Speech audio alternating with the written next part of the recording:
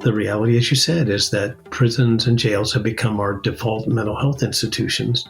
The irony of this, too, which very few people want to talk about, is that the remaining mental health institutions are really only just for forensic patients. They are, in fact, just jails. There are people who are there because of some criminal charge and can't be adjudicated in the courts because they have a mental illness, and so they sit often for years and decades.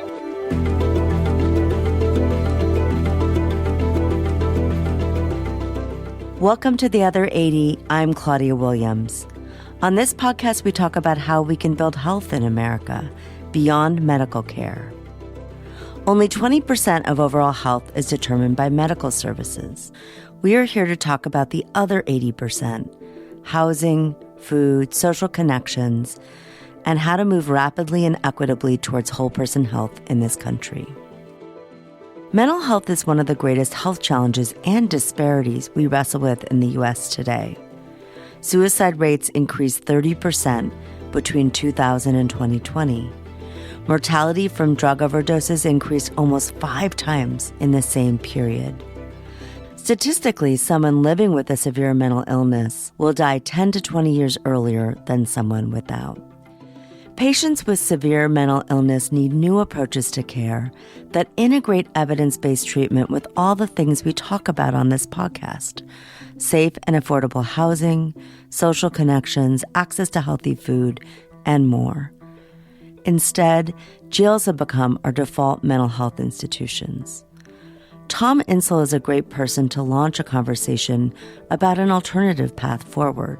For decades, Tom asked himself, why is mental health getting worse and worse while science and treatment options are getting better and better? That question has driven his work as director of NIMH, as the author of Healing, and now as co-founder of Vanna Health. His answer is both straightforward and surprisingly challenging to implement: people, place, and purpose. So please enjoy this conversation with mental health expert, author, and founder, Tom Insel.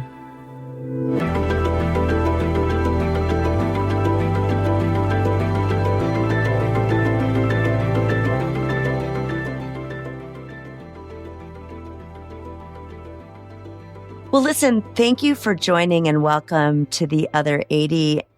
I read your book and it was compelling on many levels. One of the most sobering aspects was really some of the facts, some of the trend lines and facts around mental health in America today. And I wonder if you could share some of those the kind of profile of where we are, whether that's suicide rates of SMI, years of life lost, people in jail, things of that nature. So maybe just give us a kind of snapshot of the situation today, and then we'll dive into some of the solutions you outline. Sure. The facts aren't great here. It's not what you'd want. It's not the story you want to tell.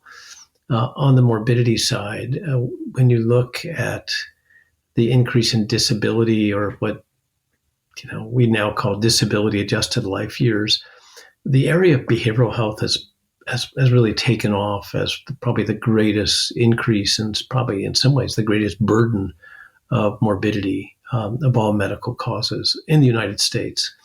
And the way that happens is partly because these are disorders that begin young.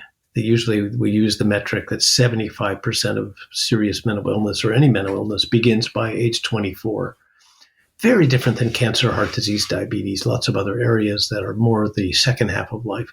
Someone with a serious mental illness in the United States today is probably going to die 20 to 23 years before someone without. That makes them, in terms of longevity, probably the greatest health disparity that we have in the United States. Far exceeds the health disparities due to race or ethnicity. But beyond that, other forms of mortality like suicide and drug overdoses, what we call the deaths of despair, have become a massive public health issue, which was not that obvious 20, 23 years ago. Suicide rates are up about 30 to 35% from the turn of the century. The mortality from drug overdoses is up about 5 to 6-fold from that time. So these are huge increases. That's a crisis we need to start talking about. It's a public health issue that we need to put right in front of our agenda, because this is our next generation, or even the upcoming generation. These are our children and grandchildren, and they're not doing well by those measures of morbidity and mortality. This podcast focuses on something that is very core to your book, which is we believe about 20% of outcomes of health is based on medical care, and approximately 80% is due to other factors, people's environments, their social connections, the food they eat. And so these things get all nestled together in people's lives, but we've treated them like they're totally separate. There are a lot of threads to follow from what you just shared, but one of the things that was striking in the book are models that bring those factors together, that integrate the therapies and other mental health treatments with social support, integrate it with housing. So health homes is one of those models, and you talk about others in the book. But we haven't yet seen any of those scale in the sense of something that's widely available across the nation. And I'd love to have you talk a little bit about what's it going to take to scale those kind of integrated packages of solutions in a similar way to what you described was the sort of integrated package for HIV or for cancer. How are we going to actually scale these things? Yeah, it's the right question, Claudia. It really is. I mean, I think this is really what was behind the book and what I've done since writing the book. So, when somebody asks me what the book is about, I say, well, it's really trying to push for a different model for healthcare, to talk about recovery, and it defines recovery as the 3 Ps: people, place, and purpose. So social support, environmental issues like you were just talking about, and also purpose, work or passion or something that gets people out of the house and into a mission that they care about. Those are really the keys for recovery. But none of that happens without a 4th P. And I don't think I understood that when I wrote the book. It's what I've been working on since finishing the book. And that 4th P is payment. So when you want to scale and when you want to implement, at NIH, we used to talk about this implementation gap. It's really a payment gap. In the United States, healthcare is a business. You want to change healthcare policy, you have to start changing the payment, what you pay for. To the point of your podcast, that's part of this 80%.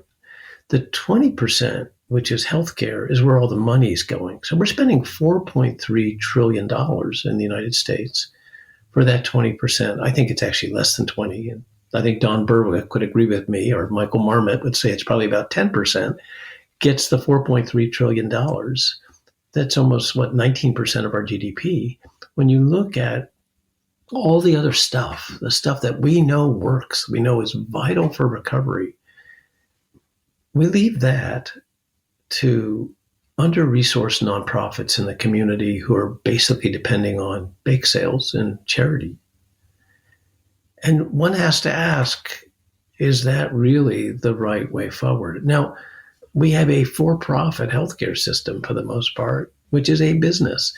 And it's going to go where the returns are the best, which is like running an orthopedic service or having a very large inpatient facility that you can bill for, or various GI outpatient facilities where you have lots of procedures that are incredibly lucrative.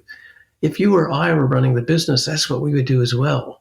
And it actually works pretty well for providers, but it doesn't work really well for patients and families who need a whole different sort of infrastructure and sort of services. So what we have basically is a sick care system, right? It's a system built around when people get sick, they can get intensive and extensive treatment, which is really expensive. That's the system we have. The system we need is a system that's really healthcare driven, that's providing community resources like clubhouses, like coaching, like the kinds of things that you need to get to recover, and begins to pay for that in a way that incentivizes us to scale it. We're not paying for that now. And until we do, it's not going to happen. So one of the roles that you've had in the last few years is advising Governor Newsom in our shared, my one-time home state of California, on how to really make that happen, I would say. And a policy that has rolled out since you're advising is CalAIM. So we'll be hearing a lot about CalAIM, but I guess I just want to push on that question of changing how we pay. So is that on the right track? I mean, what they're basically doing is getting CMS approval to offer a comprehensive, but at the same time limited set of social supports through Medicaid managed care plans, but, working closely with community partners. So does that meet the bill, or are you talking about something different? To me, when I look at CalAIM, I say this is redefining what we mean by healthcare. That a provider in the Medicaid space in California, which we call Medi-Cal, can write a prescription for rent or a prescription for food, fundamentally changes what we are paying for. And that's the way to begin to actually broaden this net. Now, there's a counter argument which we could make, which just says, well, look, let's not do it this way. Let's do it the way it's done in Sweden or Germany or France. Let's, instead of asking doctors or the healthcare system to provide social services, create a social safety net that does that. And, frankly, 40 years ago, we kind of had that, but that's gone. I don't think it's so easy to rebuild it. So I think for now, using the CalAIM approach is a really great model. And you're going to see it.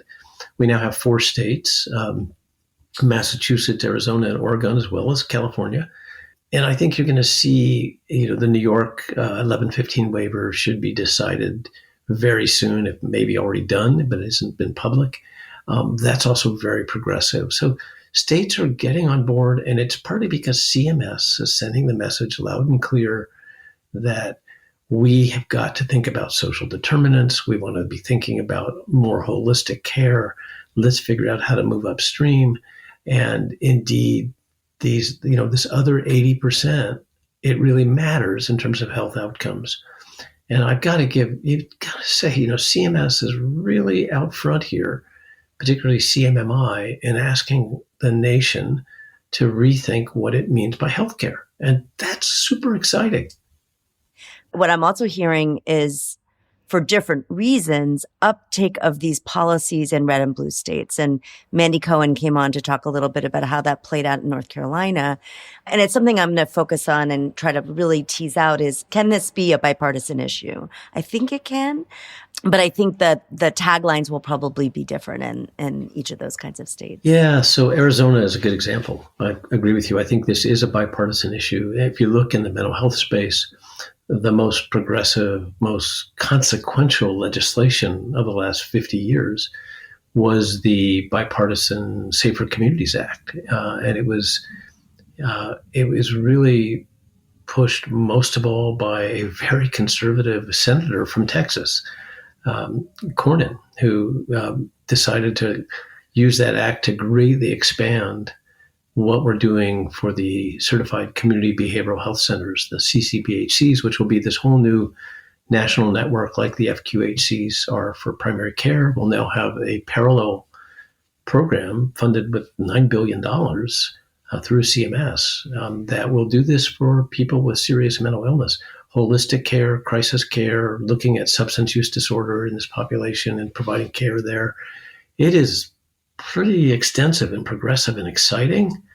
That is a bipartisan effort, and it's been that way from the very beginning. So I don't think this one so far has fallen victim to the social values war in the way that COVID and many other parts of healthcare have.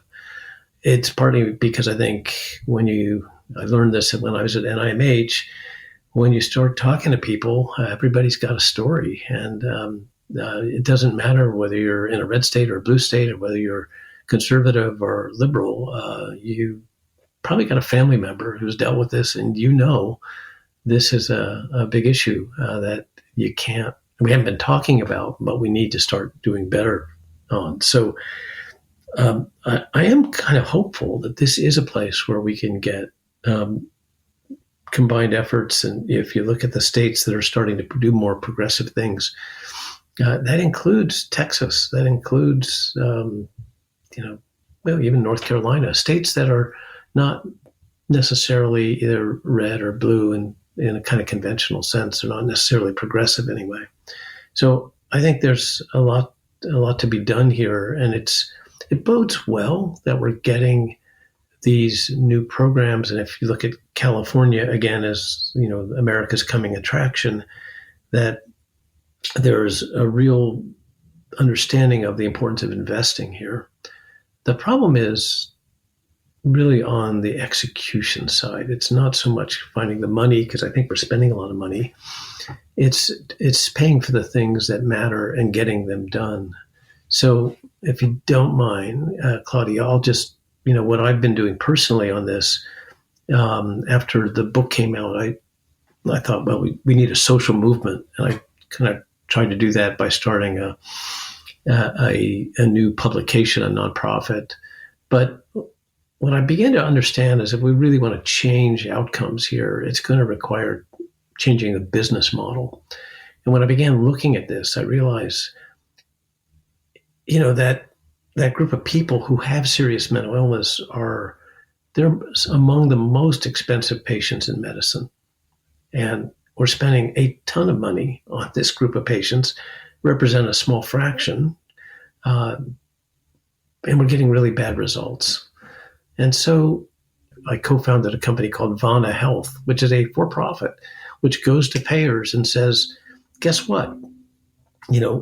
40% of your most expensive patients are people with schizophrenia, bipolar illness, or severe depression who are not getting treated.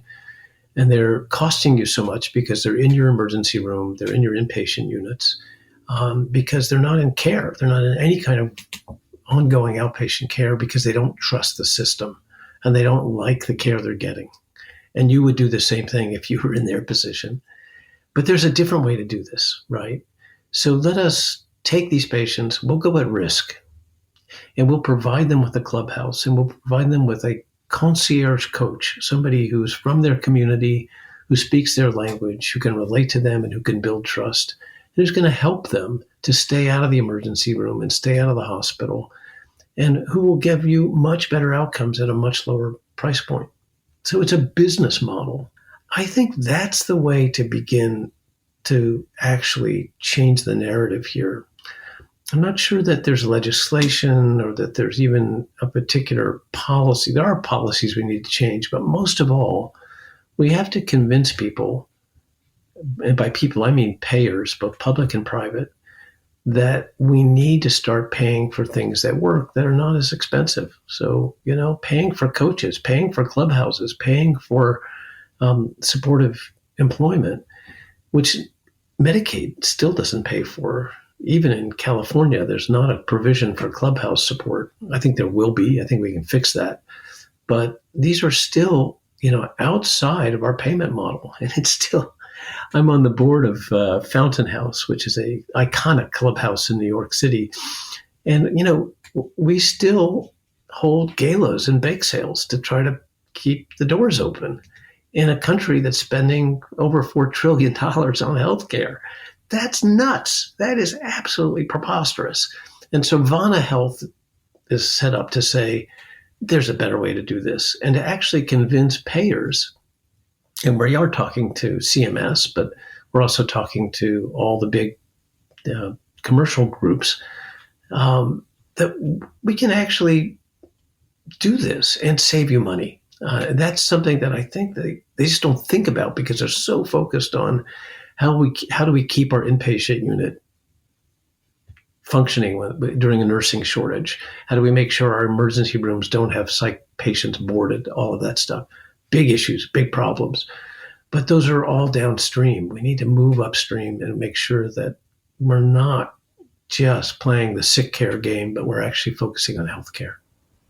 I'm curious how those payers are responding, both what they're excited about and what they're kind of skeptical about.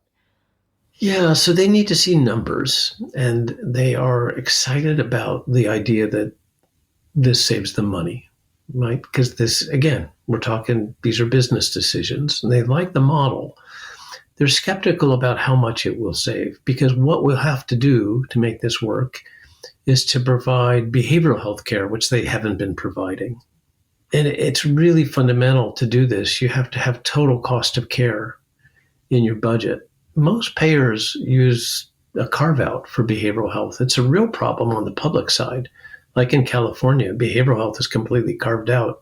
So you're not going to save any, or you'll save very little, I think, in the behavioral health side of your budget. You may not even save, you may spend more there.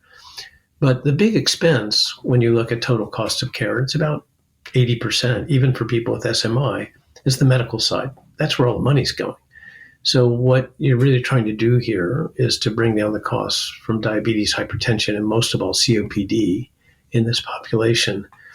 And that only makes sense if you're a payer, if you're responsible for the whole Megillah. It doesn't really work if you're just doing behavioral health the way that many of these payers are structured. So we have to kind of create a value-based system that looks at the whole thing.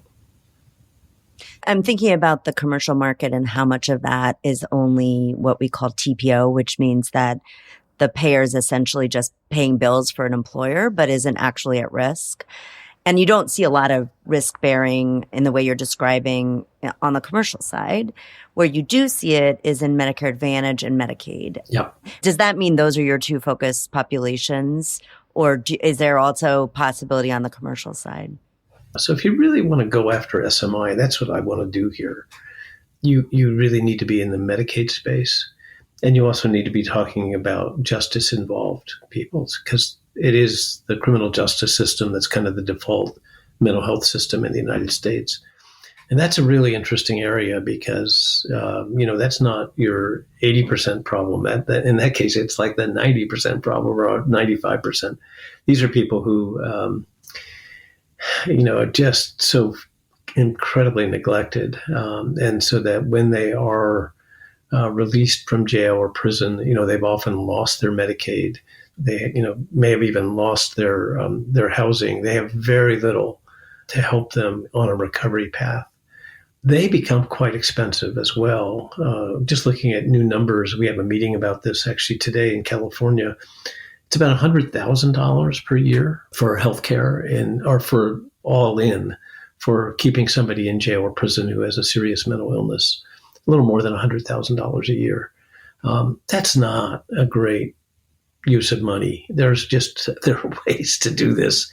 So I think we have to really start thinking about a different model here, one based on recovery, one that's not so focused on clinics and medicines and hospitals, but begins to provide this whole set of services that we know are really effective, but we don't pay for.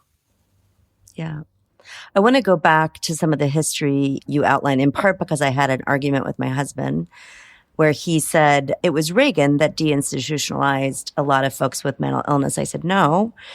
Yes, in part in California, but really this went back to the 60s. And so I want to just kind of go back over some of that history because I think it sets up this conversation about why is it that so many people with SMI, serious mental illness, are in jail.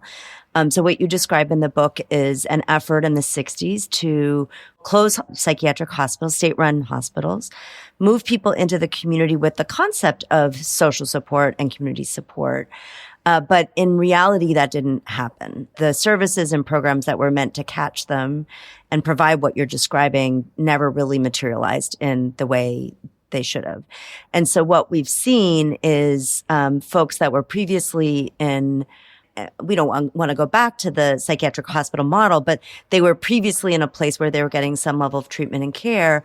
Now they're living on the streets or they're in jail. And so what you described in the book is that, and talked about earlier, is that 10 times as many people with SMI are in jail as are in public hospitals. And so I think that reflects still a very substantial dearth of options.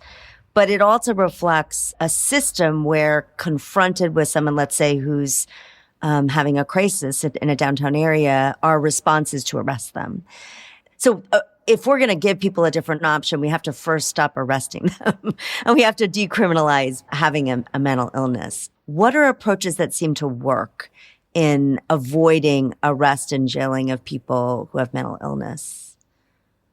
Probably the best examples we have are the communities that have built out very robust crisis intervention systems for people with behavioral health problems. I look at Tucson and Phoenix as probably some of the best examples. They've made big investments there. And it's 988 is kind of that's the tagline for a lot of this. It's the new phone number that you're supposed to call. Instead of calling 911 and getting police and fire, here you get someone who's a mental health expert. It's not just the call number, though. You need both the number to call, but you need someone to come and a place to go. And building out that continuum hasn't happened in very many places yet. I use Tucson and Phoenix as examples where they have all three parts of this, which is what you really need. If 988 is the place to call, then someone to come is not police or fire or even a medical surgical ambulance. It's going to be a van with a social worker, a nurse, a peer, and they have the digital connection to your medical records and to backup for health problems, as well as a connection to criminal justice in case they need that, which they may. And then where do you go? Well, you don't go to the emergency room. You go to either what we call a psych ER or it's the term of art now is crisis stabilization unit, where you can stay for 23 hours. And if you do need more extensive care, then often there's an adjacent unit where you can stay for 3 to 7 days, something like that. All this is to say that I think the whole criminalization of mental illness is a fixable problem. And I think it's a particularly American problem. So it's not an issue so much in other countries. It tells you that there are other ways to do this. And in fact, it's not what we used to do. It's really a problem of our own making that came with the deinstitutionalization really turned into trans-institutionalization. We defunded our state hospitals and our local mental health facilities, and we put huge amounts of funding into the criminal justice system to build jails and prisons. And as often happens, people with serious mental illness, who I argue are kind of our untouchables, our Dalits, they are going to be the victims of any of these massive social changes. And so the reality, as you said, is that prisons and jails have become our default mental health institutions. The irony of this, too, which very few people want to talk about, is that the remaining mental health institutions are really only just for forensic patients. They are, in fact, just jails. There are people who are there because of some criminal charge and can't be adjudicated in the courts because they have a mental illness, and so they sit often for years and decades in the few beds that we have left, about 34,000 beds in the United States, in our state hospital system, our public hospital system. Now, just to be clear, if anybody's listening to this and thinks that, well, we only have 34,000 beds, there are lots of private hospitals that have grown up in the meantime to fill some of that gap. And some of those are quite profitable, but they are only there for people who have an ability to pay, who have commercial insurance or some other way to support. And often the hospitalization is limited to 7 days or 14 days, which is maybe not even adequate to get the medications right. I've worked in Medicaid policy off and on for 20 years. I didn't know that Medicaid couldn't pay for patient care in standalone psych hospitals. So I went back and looked at that issue just this morning. I was like, this was in the book, but I've never heard about this. And wow, I think there's a lot of great stuff going on in Medicaid. It looks like some states have requested waivers of that. I think we'll see more of that in New York and other places. But for listeners out there, what this means is if for the remaining beds, which are typically in standalone psych hospitals, Medicaid and Medicaid patients don't have access to that. They can still refer patients to psych units within a community hospital, but that kind of cuts off a huge potential treatment path for our most vulnerable folks. So thank you for sharing that. I had no idea. I should have known, but I didn't know. Yeah, that actually was the vehicle for deinstitutionalization. It's called the IMD exclusion.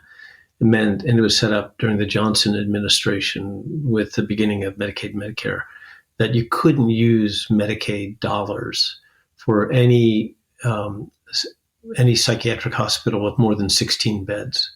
So there are some 15-bed units that have been developed that can take Medicaid, but anything like a state institution that would have 3,000 beds, no, you couldn't use Medicaid for any part of that.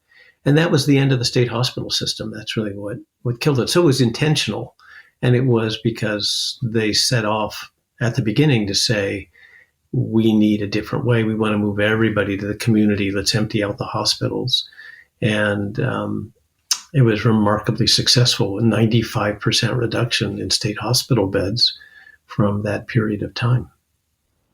And I think the intentions were very honorable. They were to take people out of settings where they were often not receiving the care they needed, with the hope that they would be in more home-based community settings with a full spectrum. So that's a beautiful image. It just didn't happen. So I think this is our chance to actually deliver on it now. Yeah. But to that point, Claudia, I think it's a really important moment for us to learn our history, to actually go back and say, like, we've been here before, because with the CCBHCs creating a national network for mental health care based in the community, tying that to all kinds of other services, these are all great stuff.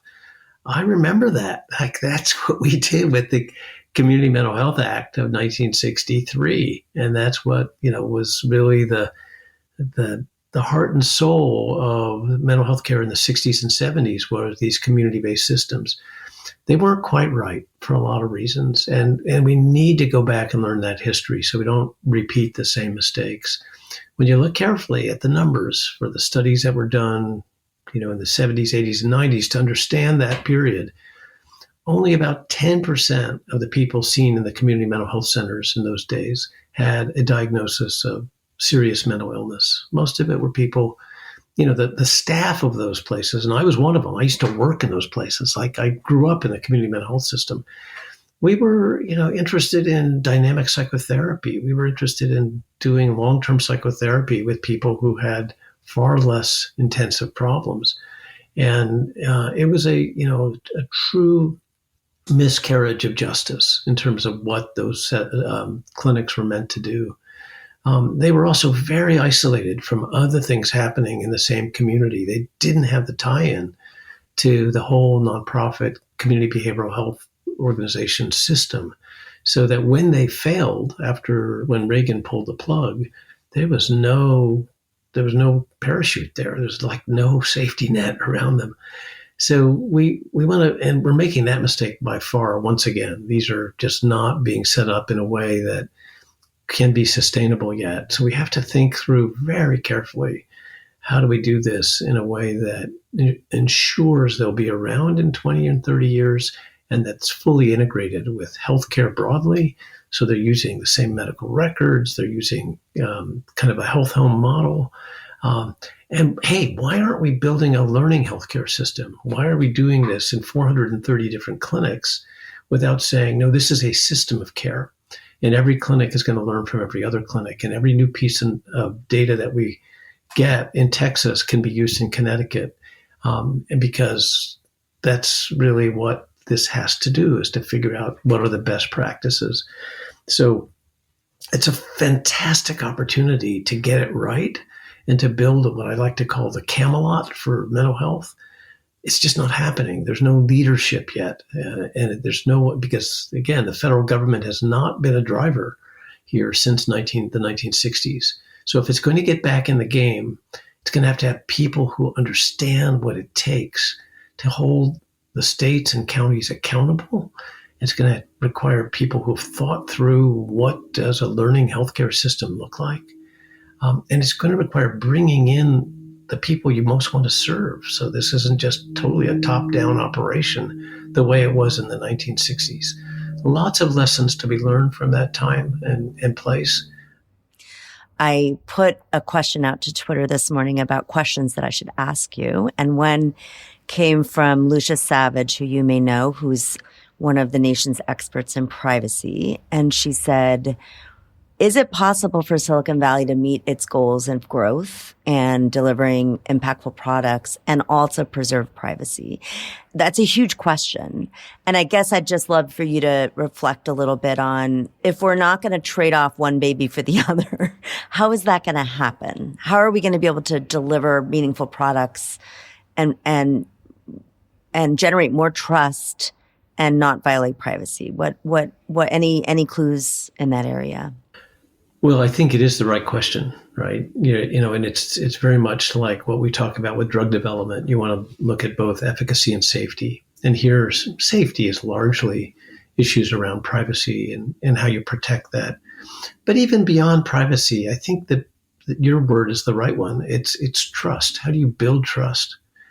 I should say, I think the community of people in the mental health space don't have a lot of trust in the current system and the real life system of care, particularly those who need mental health services the most are often the most distrustful of what they are able to receive, and which is one of the reasons they don't actually get care. And we know that probably, somewhere between 50 and 60% of people who should and could be in care are not. And one of the reasons is they don't like the system of care that's there. So I think her question's right. It's like we had to protect privacy. We also have to figure out how to deliver care that people actually want. So they not only trust it, but they engage with it. And the engagement part is really, the great neglected piece of mental health care. It's very different than what you see with cancer, heart disease, cardiology, or endocrinology, where the sicker you are, the more likely you'll be in care. In this space, the sicker you are, by far and away, it's less likely that you're going to receive care or even seek care. And so we want to think through this whole engagement piece, both trust, but also providing something that people will actually engage with. And until we do that, it's going to be really hard to bend the curve. But we got to do both. Thank you so much for joining. It's been a pleasure, and I'm as hopeful as you are that we'll see a bending of this curve, and it's going to take all of us to do it. So thank you for the work you're doing. Thank you, Claudia. It's a real pleasure talking to you.